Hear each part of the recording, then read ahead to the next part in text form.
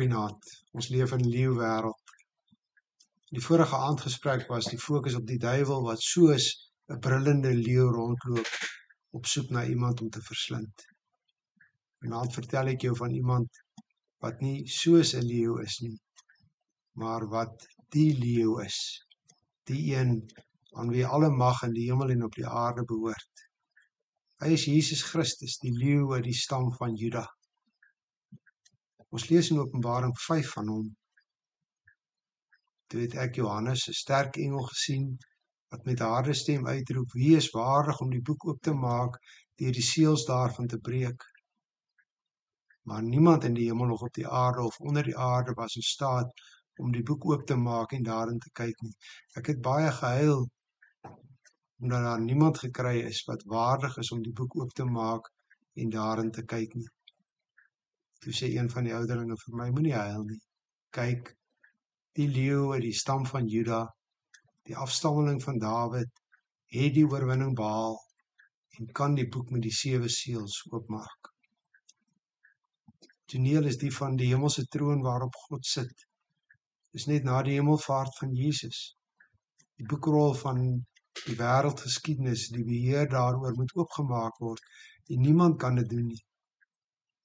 Die magtelose gehuil van Johannes, omdat daar niemand gevind kan word wat by magte is om dit te doen nie, antwoord een van die ouderlinge, moenie huil nie, kyk, die leeu uit die stam van Juda, die afstammeling van Dawid, het die oorwinning behaal. Hy het die oorwinning oor die bose behaal. Direk na Jesus se doop in die woestyn, wen hy al die eerste veldslag wanneer die duiwel hom soos 'n listige slang versoek.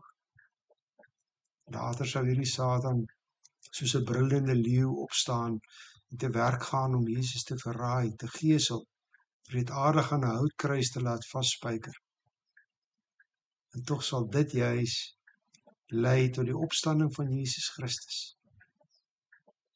Hy sal die deurslaggewende oorwinning behaal, op 'n aangrypende wyse, nie deur soos 'n leeu op te tree nie, maar deur homself as lam te gee om geslag te word. Met sy opstanding ontvang hy alle mag in hemel en op aarde, en word die Satan, die duiwel, uit die hemel gewerp, en eendag met die koms van Jesus sal die finale oorwinning sigbaar wees wanneer die duiwel in die poel van vuur en swaal gewerp sal word. Intussen leef ons, wat in Jesus Christus glo, dis in 'n ander sin 'n leeuwêreld. Ons koning is die leeu. Die profesie deur Jakob oor sy seun Juda word vervul uit Genesis 49. Jy is 'n leeu, my seun Juda, wat van die prooi af wegstap. Jy rek jou uit, jy gaan lê rustig soos 'n leeu mannetjie wat deur niemand opgejaag word nie. Jy sal altyd heers.